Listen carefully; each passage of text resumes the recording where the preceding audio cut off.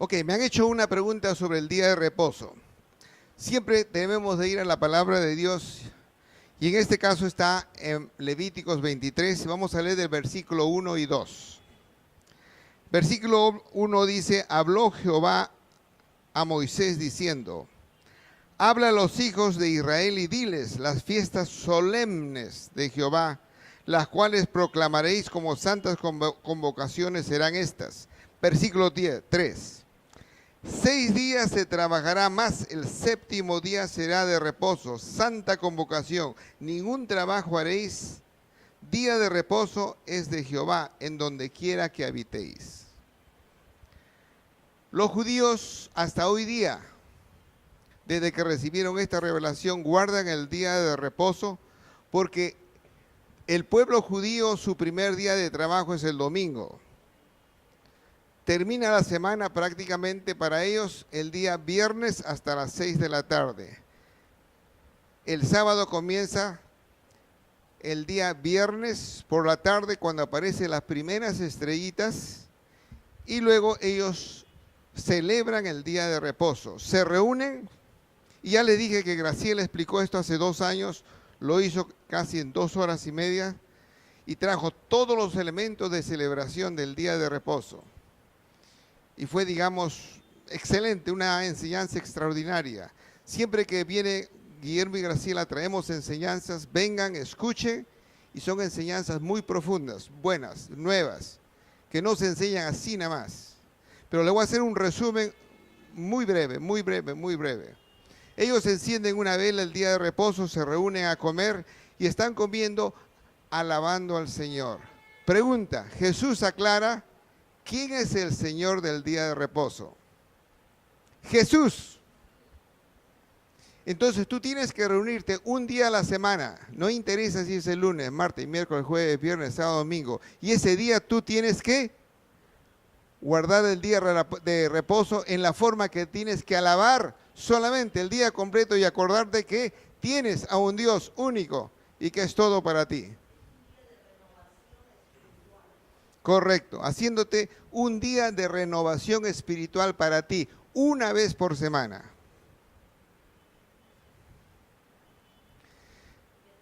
Es religiosidad estar los cristianos criticando que el sábado, que el domingo, que el lunes, que el martes, perdemos tiempo. Estás haciendo caso al diablo. Tú escoge un día de la semana y ese día renuévate espiritualmente, dedícalo al Señor, reúnete con la familia. Y lo más importante, los judíos, ¿qué hacen? Ese día reúnen a todos sus hijos y lo bendicen uno por uno. Te bendigo con un shalom, nunca te vas a enfermar. Te bendigo que tú vas a ser el primero de tu clase. Te bendigo que tú eres un chico inteligente. Te bendigo que tú vas a ser profesional y vas a ser multimillonario. Te bendigo que tú vas a ser un gran inventor. Vas a inventar miles de cosas nuevas. Te bendigo yo que tú vas a ser siempre saludable. Siempre vas a estar, digamos, sin enfermedades. Vas a ser un chico extremadamente precoz. Vas a sobresalir en todas partes donde estés.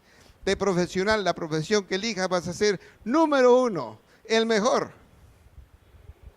Bendice a tus hijos todas las semanas, en esa forma. Repite lo que hacen los judíos y te das cuenta que tu hijito chiquitito, cuando llegue a los 15, 18 años, va a ser un gran profesional.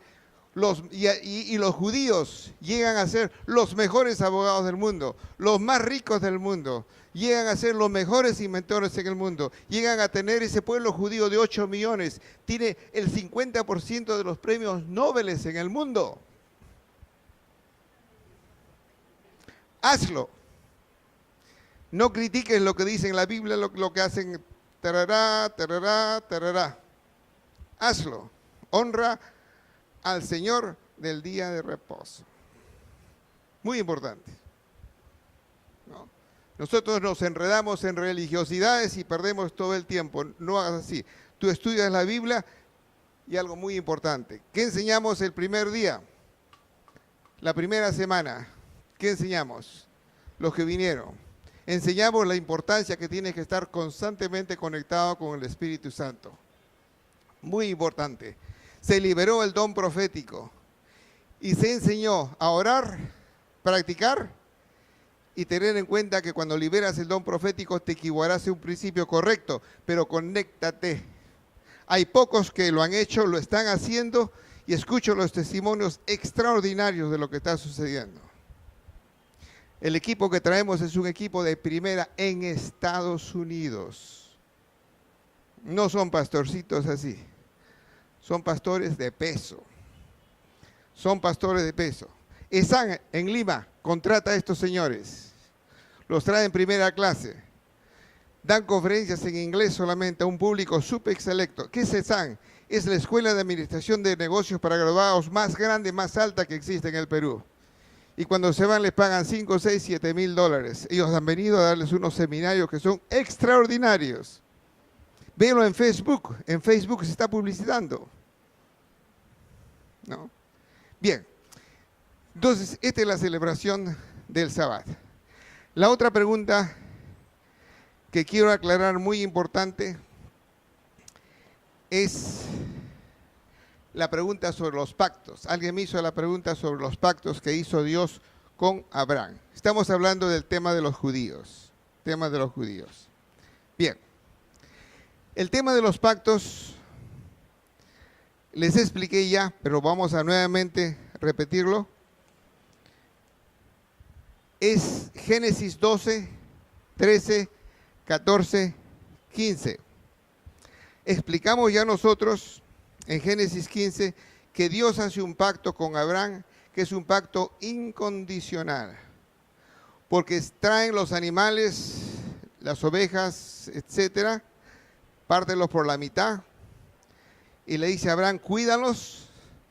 Abraham los va cuidando. Cuando llega el atardecer, ¿qué sucede? Se queda dormido Abraham. Dios lo duerme por gusto. Entonces Abraham no hace ninguna promesa, no hace ningún pacto con Dios, se quedó dormido. Pero Dios, dice la Biblia, está como una humareda yendo de un lado hacia otro, digamos, aparte donde están los animales partidos por la mitad, porque es un pacto de sangre, y eso quiere decir que Dios sí está responsabilizándose con los judíos para que se cumpla Génesis 12, versículos 2 y 3. Serás una nación grande, serás bendición, serás una nación que va a bendecir al mundo. Y dice, a los que te bendigan, yo los bendigo, y a los que te maldigan, yo los voy a maldecir. Y ya explicamos, digamos, en el hebreo el día de ayer, justamente esa palabra hebrea que significa la maldición que Dios va a dar para aquellos que están en contra de los judíos. Entonces, ese pacto de Dios con los judíos es incondicional. Incondicional. Luego, Abraham le dice también en un momento dado, ahora, para que, como tú no has hecho nada, para que los judíos se comprometan conmigo, que ellos reciben ese pacto mío, que se corten el prepucio. Ya viene la circuncisión. Viene la circuncisión. Pero Dios le da una promesa a los judíos, porque el mundo iba a pasar, o sea, el mundo iba a avanzar, iba a avanzar. Dios sabía que tenía dos pueblos, el pueblo judío, el pueblo gentil. Dios no solamente vino a salvar al pueblo judío, porque es su prioridad, pero también pensó en el pueblo gentil, nosotros. Sin embargo, la Biblia dice, primero vino Dios a salvar a los gentiles. Leímos nosotros Romanos 9, versículo 4, en el cual todas las promesas son para los judíos, la gloria es para los judíos, los pactos es para los judíos, las promesas para los judíos, etcétera, etcétera. Solamente para los judíos. No se mencionó pacto con los gentiles. Explicamos el día de ayer igualmente qué sucede con los gentiles, cómo nos hacemos merecedores nosotros, digamos, a ser parte del pacto. Explicamos Gálatas 3:29 y explicamos Efesios 2:12, en el cual explicamos de que cuando tú recibes a Cristo, te conviertes en ciudadano de Israel. Gálatas 3:29 explica, de que si tú, sí es condicional, sí eres de Cristo, sí eres de Cristo, perteneces al linaje de Abraham y heredero de las promesas. Al ser ciudadano de Israel, heredero de las promesas, después de Perú dijimos tu segundo país es Israel. Tu primera ciudad es Trujillo. Tu segunda ciudad es Jerusalén. Luego Dios, acordándose de los gentiles también, da una profecía muy linda en Jeremías 31.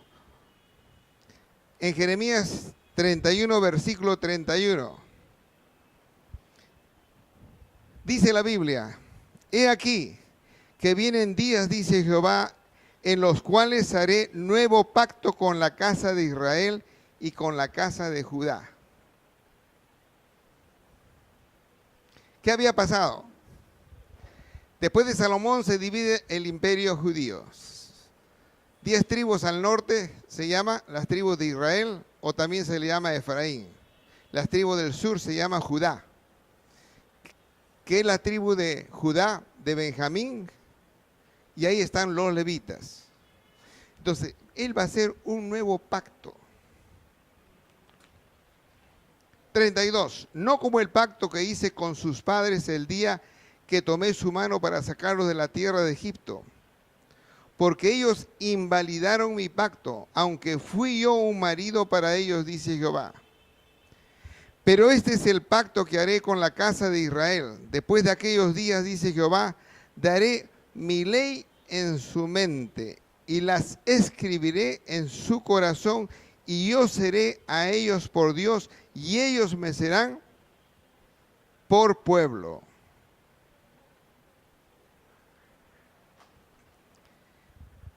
Ese es el pacto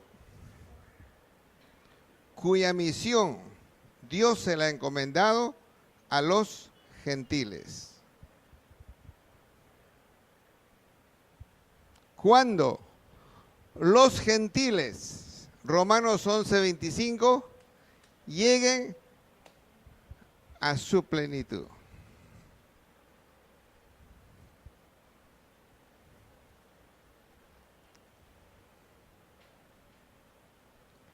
Y luego, Jeremías es aproximadamente alrededor de 950 años antes de Cristo. Viene Cristo, muere en la cruz, resucita al tercer día, sube al cielo. Y viene Pentecostés, los apóstoles y 120 se bautizan en el Espíritu Santo. Y ahí comienza la primera iglesia. Comienza la primera iglesia, en la cual la cabeza de la iglesia es Jesús. Y es siempre la primera y única iglesia por los primeros 70 años, antes que Tito invada y destruya el templo de Jerusalén. Continúa como una iglesia hasta el año 100, hasta el año 200, hasta el año 325, hasta que viene Constantino, que lo explicamos ayer. Una iglesia. Con Constantino es el primer anticristo que realmente hace todos los destrozos, lo explicamos. Pero con Cristo, ¿qué sucede? Cristo dice, se va a destruir ese templo, pero yo en 3 días lo voy a restablecer. ¿Por qué? Porque cuando Jesús resucita, pasan 40 días, sube al cielo, ya nosotros tenemos la oportunidad de confesar a Jesús y recibirlos en nuestro corazón. Cuando los gentiles reciben a Jesucristo, se cumple, ya son ciudadanos de Israel y se cumple la profecía dada en Jeremías 31, en el cual dice que el pacto que hará con la casa de Israel después de aquellos días, dice Jehová, daré mi ley en su mente y las escribiré en su corazón. los gentiles, como son ciudadanos de Israel y pertenecen al linaje de Abraham, primero se benefician con esta profecía. Entonces tú escribes en tu corazón, en tu mente las leyes, y luego las pasas a tu corazón, sobre todos los mandamientos que Dios está dando a su iglesia. Cuando le dice Pedro, ¿quién crees que soy? Tú eres el Hijo de Dios, le dice, el Hijo de Dios. Y le dice, eso no te lo ha revelado sangre ni carne, sino te lo ha revelado mi Padre que está en los cielos. Y ahí dice Jesús, con la roca de Cristo voy a edificar mi iglesia, la iglesia de Jesucristo. Entonces la Biblia es justamente todo lo que Jesús quiere que hagamos nosotros, los que nos entregamos a Él y pasamos realmente de pertenecer, digamos, al rebaño de Satanás, pertenecemos ahora al rebaño de Jesús.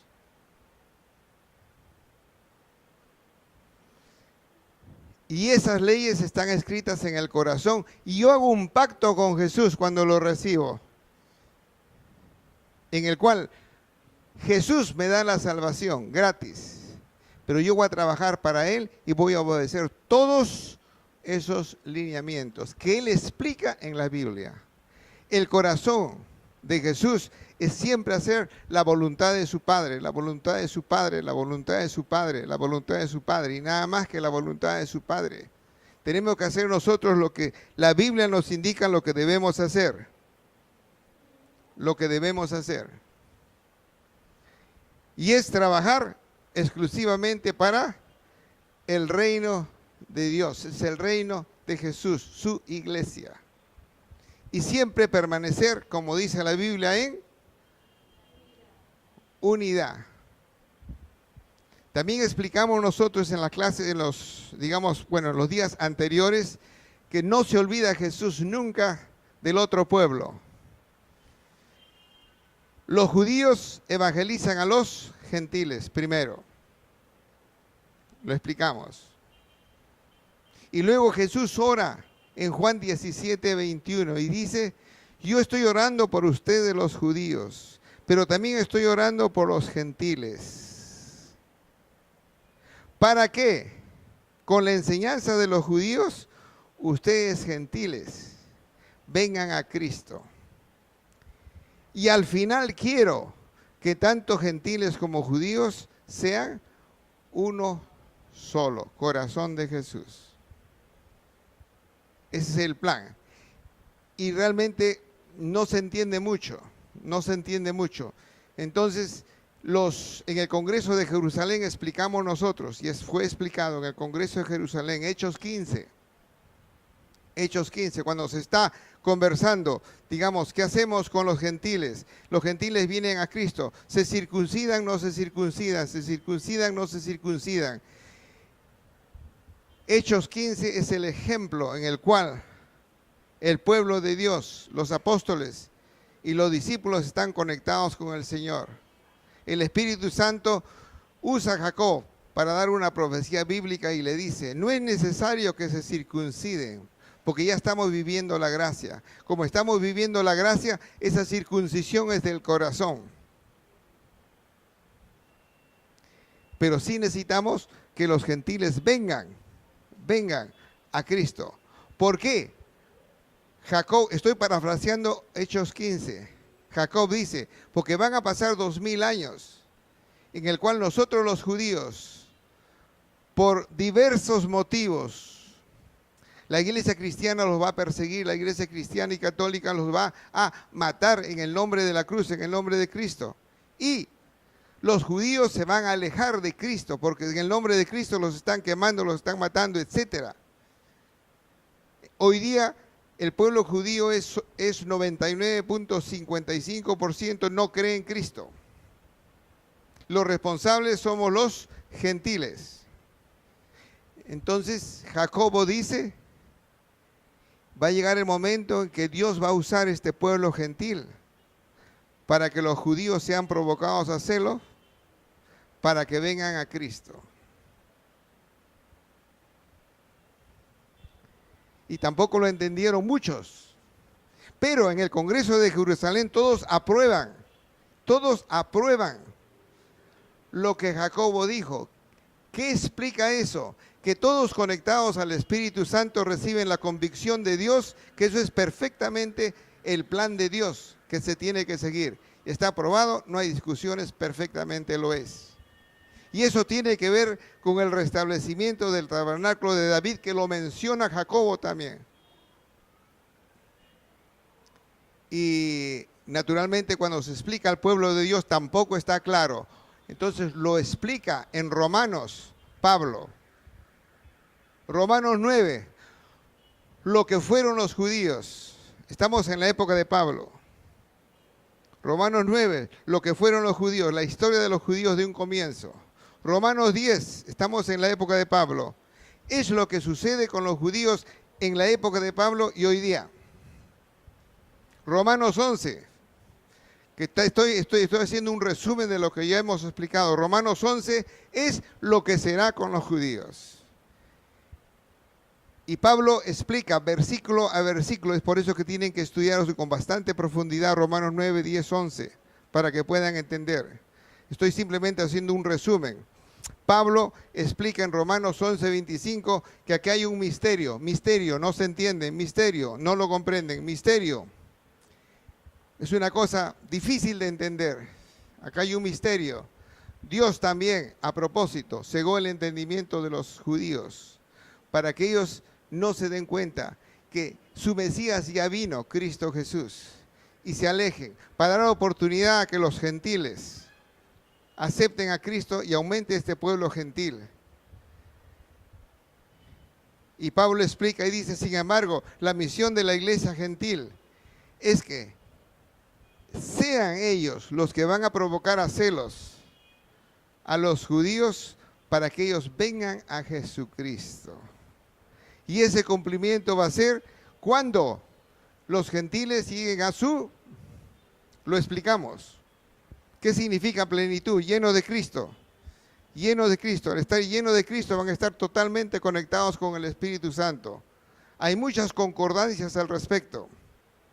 Muchas concordancias. Entonces aquí estamos viendo cuál es el plan de Dios. ¿Cuál es el plan de Dios? En Hechos 15 se habla del tabernáculo de David. ¿Qué es el tabernáculo de David? Lo vamos a explicar. Nos hemos quedado en el tabernáculo de David. Dijimos que en Hechos 15 dice que se va a levantar el tabernáculo de David caído. Y vamos un poquito más atrás, en el libro de Amos, capítulo 9, versículo 11.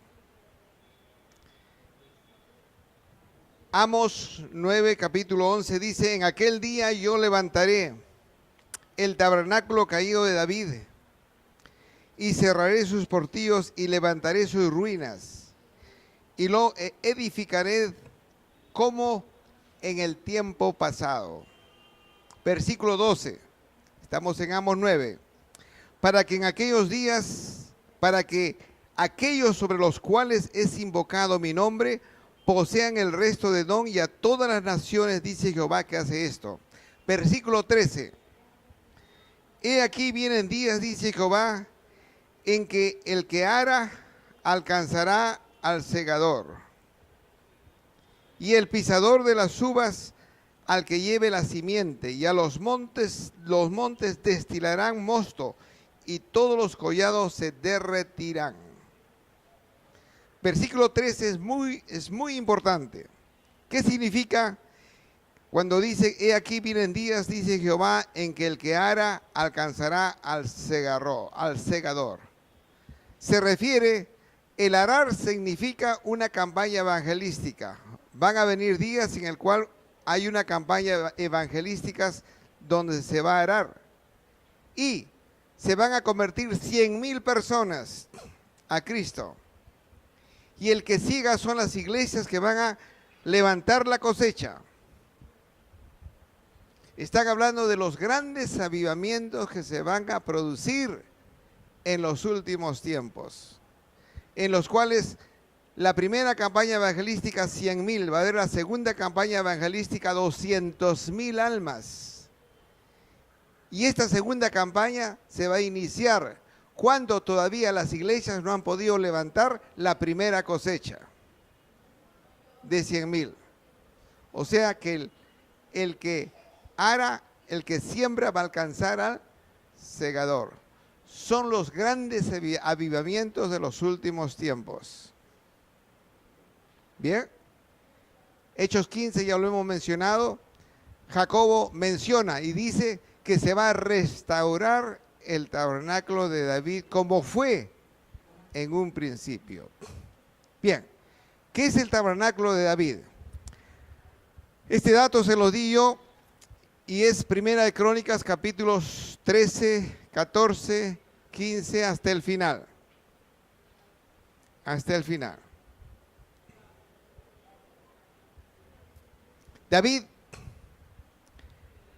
estuvo en Hebrón 7 años y medio y es proclamado rey de Israel y se va a trasladar a Jerusalén.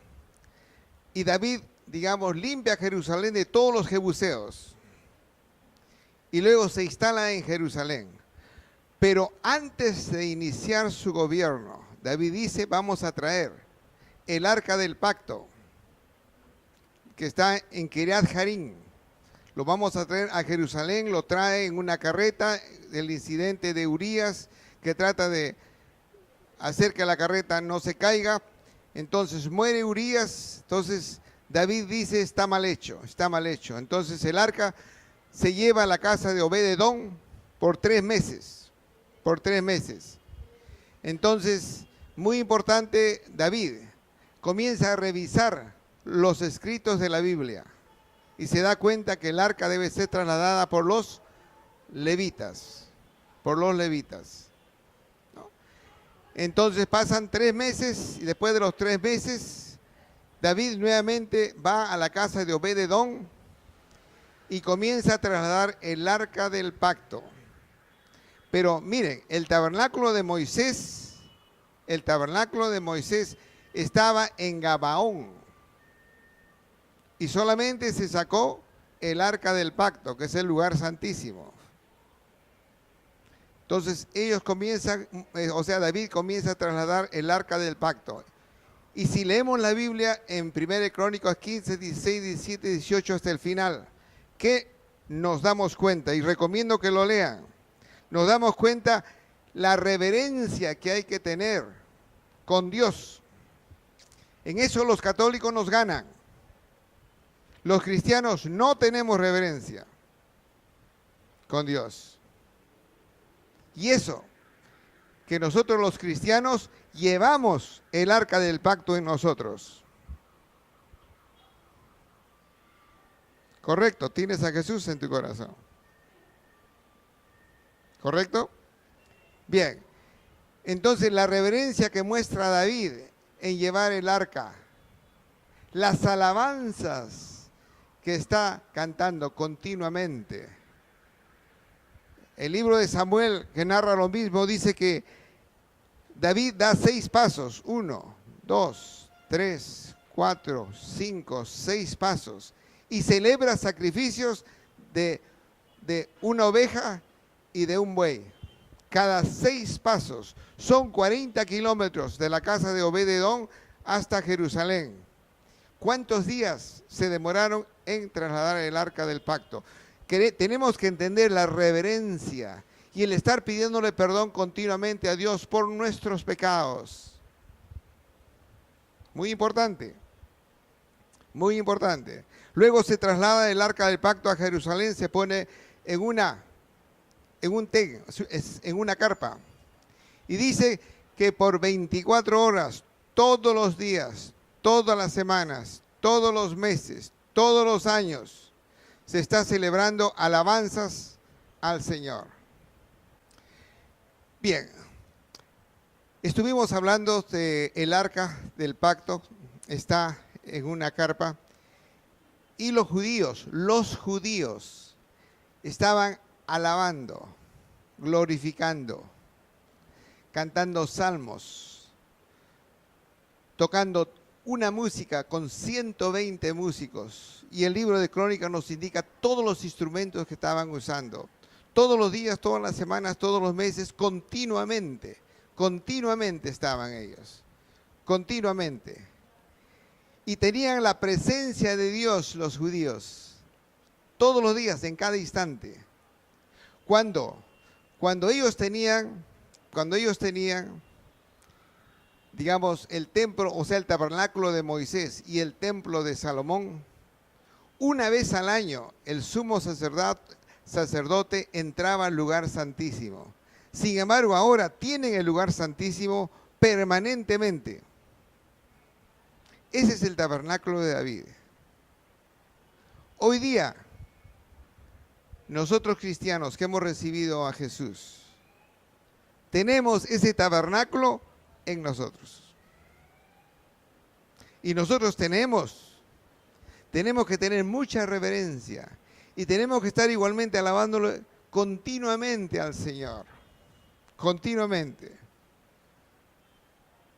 Todos los días, todas las semanas, todos los meses. Porque tenemos ese tabernáculo en nosotros. Y la promesa de Amos y la promesa en Hechos es que Jeremías 31 que hemos leído dice que Dios va a llegar el momento que al pueblo de Judá y al pueblo de Efraín va a escribirles su ley en su mente y va a estamparlas en su corazón cuando ellos reciban a Jesús. Cuando ellos reciban a Jesús.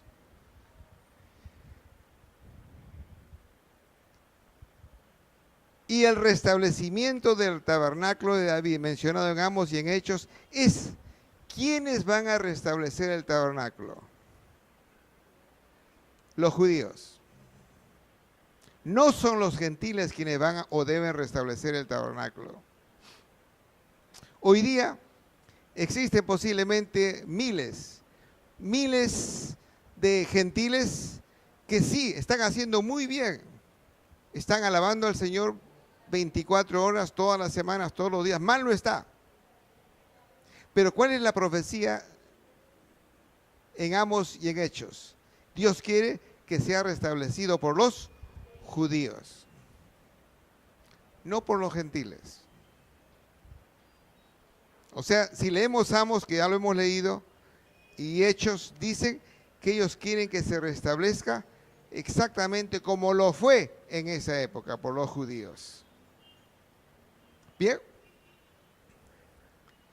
¿Qué sucede cuando, bueno, Pablo explica, ya lo dijimos, Pablo explica en Romanos 11 que va a usar al pueblo gentil para provocar a celos a los judíos y los judíos van a recibir a Jesús. Pero esto va a suceder cuando los gentiles lleguen a su plenitud. Quiere decir que no hay hombre inteligente que va a darse cuenta cómo lo va a hacer. Tiene que ser la plenitud de los gentiles, explicamos, se refiere a que los gentiles estén llenos de Dios.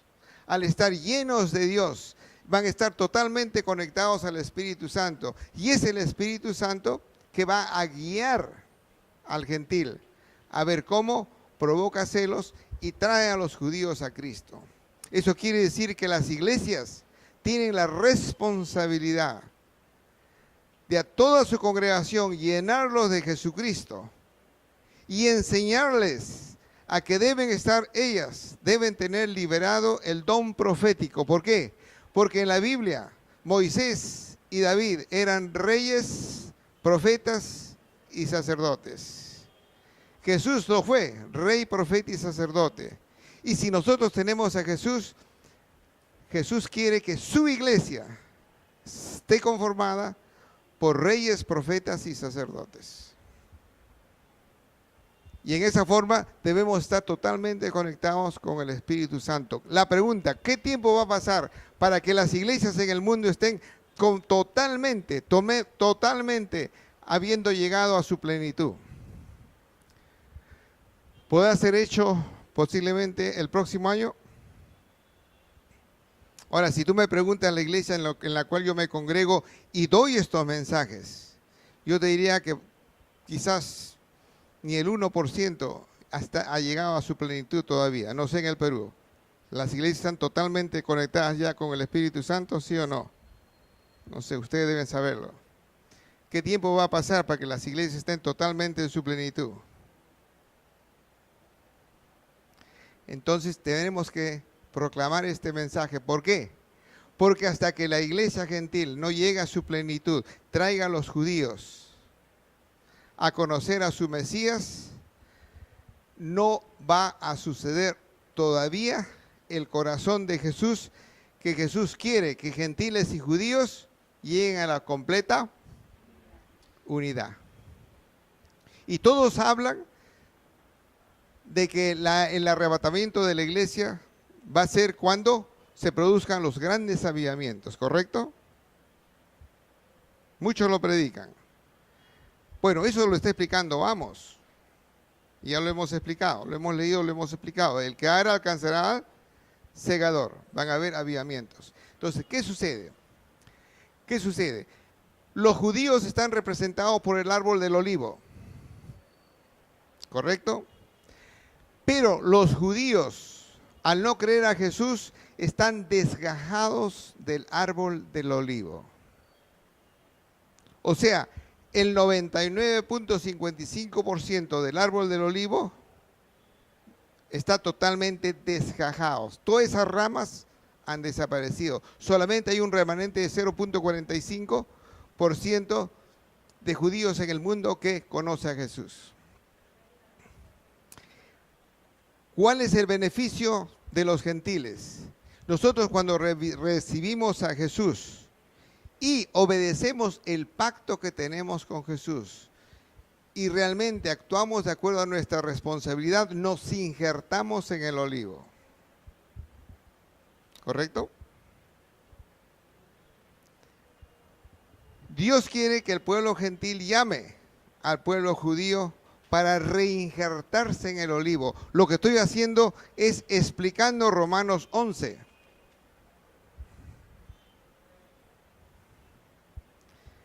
Bien. Cuando una rama desgajada de judíos se reinjerta en el olivo, la Biblia dice, y los ingenieros agrónomos lo certifican, esa rama reinjertada en el olivo da vida a la raíz, da vida a ese árbol. ¿Estamos de acuerdo? Cuando el olivo se reinjerta, quiere decir cuando vienen los judíos a Jesús, comienzan a reinjertarse,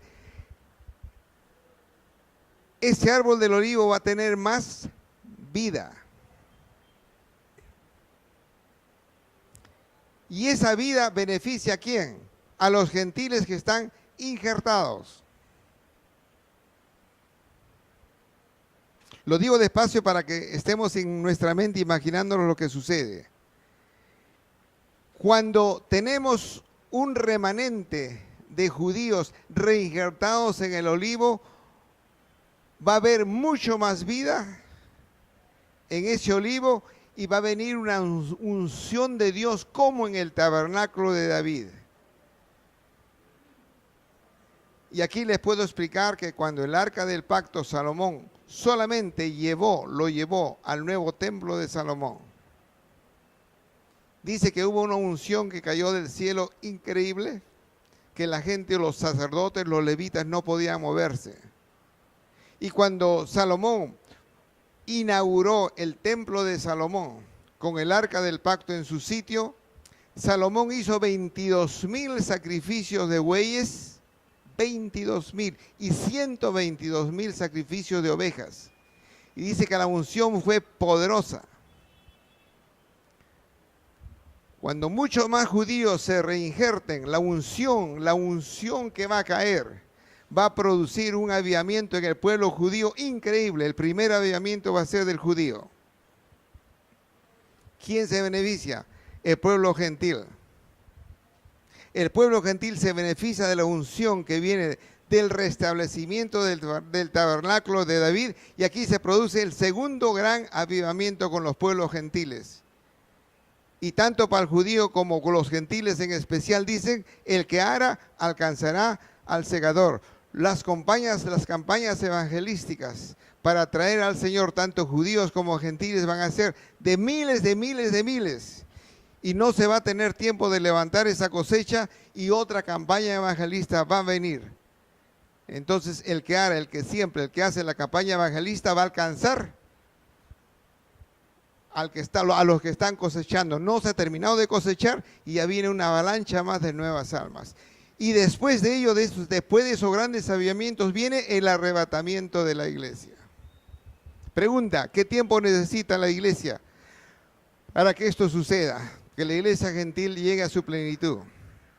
Estamos viviendo el año 5777 en el calendario judío. ¿Cuántos años faltan para el fin del milenio? 6.000 menos 5.777, son 223 años. Es muy posible que el arrebatamiento va a ser casi al final. Nadie sabe el día, nadie sabe esos tiempos, solamente el Padre. O sea que van a pasar por lo menos más de 180 años, más de 190 años, para que suceda lo que estoy explicando. Jesús, naturalmente, es Dios y muy sabio. Está dando a la iglesia gentil suficiente tiempo para que reciba su revelación de las escrituras que estoy explicando. ¿Para qué? Para que las iglesias se preparen a llegar a su plenitud. Llenar de Cristo a los cristianos en su plenitud, sean guiados por el Espíritu Santo y se restablezca el tabernáculo de David. ¿Para qué? Para que luego venga el arrebatamiento. Después del arrebatamiento va a venir la tribulación. Después de la tribulación viene la segunda venida de Jesús. Y ya les estoy adelantando a ustedes que el arrebatamiento será antes de la tribulación. Y aquí viene tremenda controversia. No, yo creo que el arrebatamiento es antes, no es en el medio, no es al final. ¿Cuál es la verdad? La verdad está en Levítico 23. La fiesta de las trompetas o la fiesta de Rosh Hashanah es antes de Yom Kippur. Es antes de Yom Kippur. Yom Kippur representa la segunda venida de Cristo. La fiesta de las trompetas es cuando la trompeta sonará, dice, Cristo bajará y está en las nubes y arrebata a su iglesia. O sea, la Biblia nos está explicando que el arrebatamiento va a ser antes de la tribulación. De nuevo, todos los eventos bíblicos están explicados en la palabra de Dios. Entonces tenemos nosotros que proclamar este mensaje y orar, y orar, y orar, para que el Señor diga a su pueblo gentil en el Perú, sea que esté en el Perú, sea que esté en Chile, no sé, sea que esté en Argentina, ¿qué responsabilidad tenemos los gentiles para que el plan de Dios se cumpla? Posiblemente nos va a decir a muchos que tenemos que orar para que Dios comience a usar a todas esas personas que están un poquito más cerca a los judíos, para que sean ellos los que van a hacer esta evangelización, pero primero conocer a Cristo, luego llenarse de su plenitud, luego estar conectados con el Espíritu Santo y luego comenzar a, con la guía del Espíritu Santo, traer al pueblo de Dios a su Mesías, que es Cristo Jesús. Y esta es la gran responsabilidad que Dios está dando a la iglesia gentil. Y de nuevo, les he dado todas las escrituras. En realidad, no es esto el plan de Dios que el pastor Guillermo se ha imaginado, ha pensado, ha soñado. No.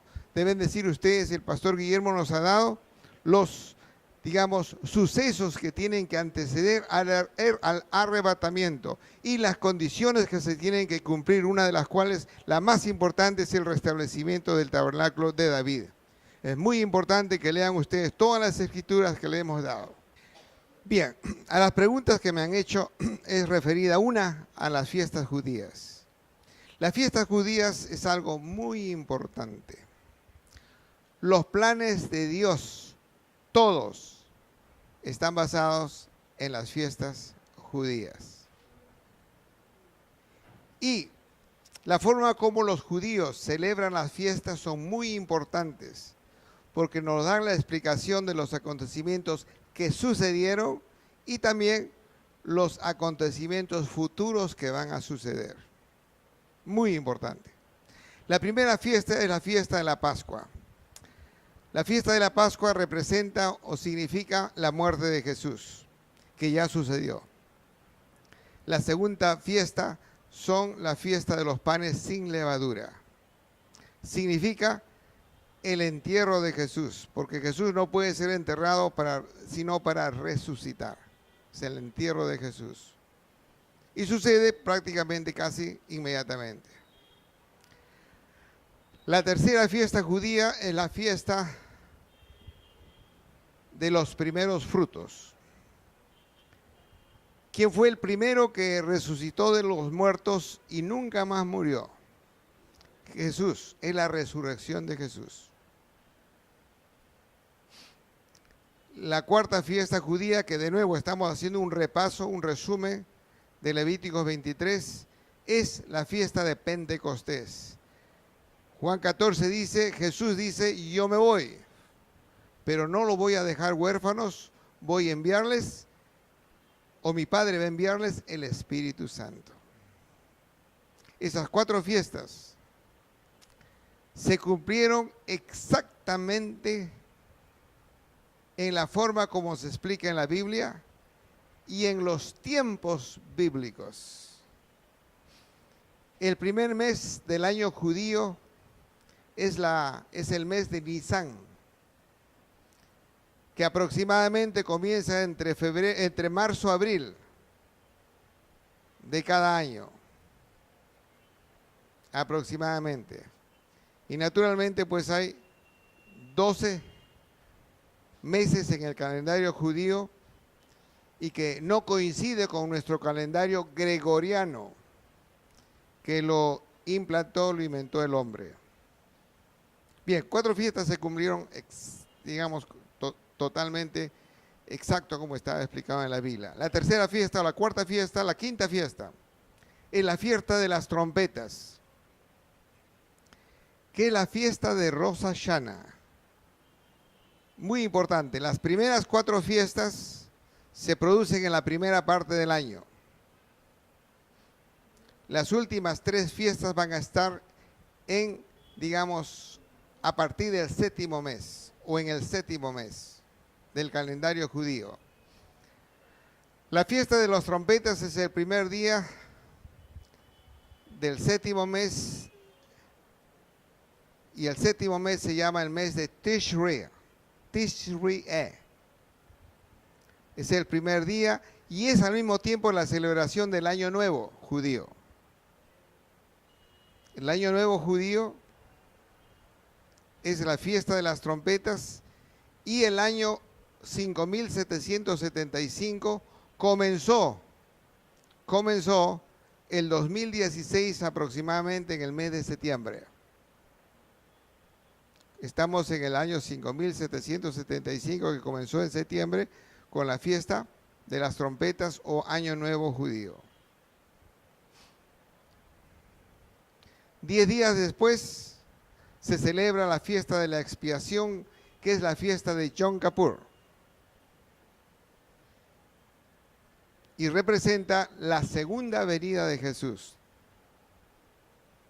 Todos los acontecimientos que van a suceder están explicados en el resumen de Levíticos 23, también se explica en Éxodo, también se explica en Deuteronomio, las fiestas judías.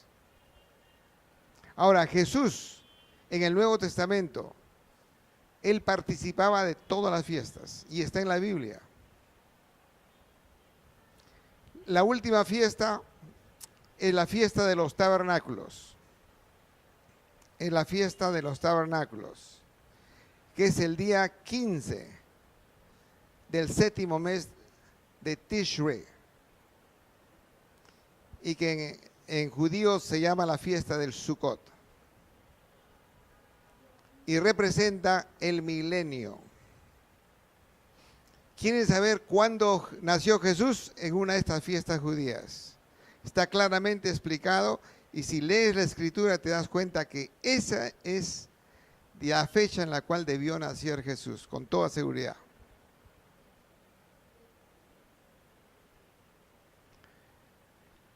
Bien, les he hecho un resumen, digamos, muy rápido sobre las fiestas judías.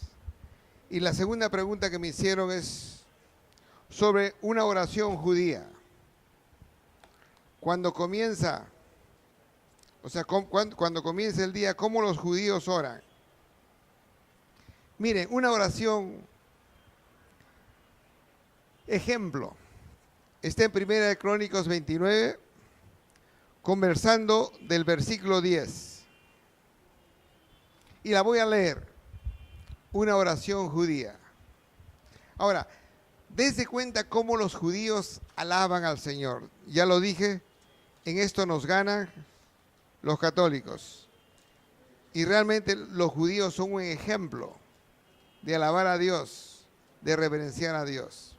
Esta oración judía en 1 Crónicas 29, 10 dice: bendito seas tú, oh Jehová, Dios de Israel, nuestro Padre, desde el siglo y hasta el siglo.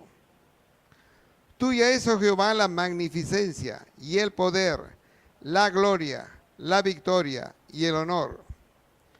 Porque todas las cosas que están en los cielos y en la tierra son tuyas. Tuyo, Jehová, es el reino, y tú eres excelso sobre todos. Las riquezas y la gloria proceden de ti, y tú dominas sobre todo. En tu mano está la fuerza y el poder, y en tu mano el hacer grande y dar poder a todos. Ahora pues, Dios nuestro, nosotros alabamos y loamos tu glorioso nombre. Qué hermosa oración. Abarca todo lo que podemos expresar nosotros de nuestro Dios. Y de Él depende todo, todo, todo. Hay unas oraciones extraordinarias en el Antiguo Testamento y también en el Nuevo Testamento, correcto, ¿no? Que deberíamos nosotros, ¿no?, con esa reverencia, expresarlas a Dios. Y en el tabernáculo de David, se han hecho muchísimos salmos que están escritos en la Biblia. Justamente cuando alababan al Señor, ¿no?, escribían dichos salmos que los han puesto en la Biblia. Bien, la última pregunta que me hicieron y que ya lo expliqué 2 veces y vale la pena repetirlo, es sobre Génesis capítulo 12, versículo 3, en la cual dice que yo bendeciré a todos los que bendigan a los judíos. Y dice, y maldeciré a todos los que te maldijeran. Y luego dice, en ti, en los judíos serán benditas todas las naciones de la tierra. Aquí hay 2 palabras que se refieren a maldecir. Y a los que te maldijeran yo maldeciré. Son 2 palabras diferentes hebreas. La forma como el Señor va a maldecir. ¿A quién maldice a los judíos? Insulta a los judíos. ¿A quién persigue a los judíos? ¿A quién se mofa de los judíos? ¿A quién se está contando chistes de los judíos? ¿O dándole nombres a los judíos? ¿O simplemente estando en contra de ellos y acusándolos de haber matado a Jesús, etcétera, etcétera? Dios lo va a maldecir. Bien, te voy a explicar el significado de maldeciré. Si tú estás yendo y caminando aquí en la tierra, y Parece como que si tú fueses menos. Trabajas mucho y no tienes nada. Todos te desprecian y te ponen a un lado. Por más que te esfuerzas, nunca logras objetivos buenos. Por más que te esfuerzas, siempre estás apurado, atrasado, te sientes disminuido. En grupos, en reuniones te ponen siempre a un lado. Incluso tú sientes que mucha gente habla de ti, te maldice. No te sientes bien. Ese es el tipo de maldición que el Señor está enviándote. ¿Por qué? Porque tocaste a su hijo primogénito, que son los judíos. Si tú sientes eso, tienes que arrepentirte. Posiblemente antepasados tuyos de hace 100 años, 500 años, 1000 años han hecho algo contra los judíos. Y Dios envía esa maldición que, si no se corta, esa maldición cae sobre tus hijos, sobre tus nietos, bisnietos, tataranietos y tus generaciones. Es muy importante el estudio del Antiguo Testamento, porque muchos no creen mucho en ello. Sin embargo, si alguien comete la falta, el pecado, que está incurriendo en contra de lo que está escrito en el Antiguo Testamento, sufre las consecuencias, porque Dios te castiga. No crees, no lo estudias, pero si cometes una falta contra lo que está escrito en el Antiguo Testamento, sufres las consecuencias. Sería mejor saber este Antiguo Testamento para saber lo que no hay que hacer y lo que hay que hacer, para que en esa forma andemos siempre bendecidos por Dios. Y con esto decimos este día, Shalom. Shalom.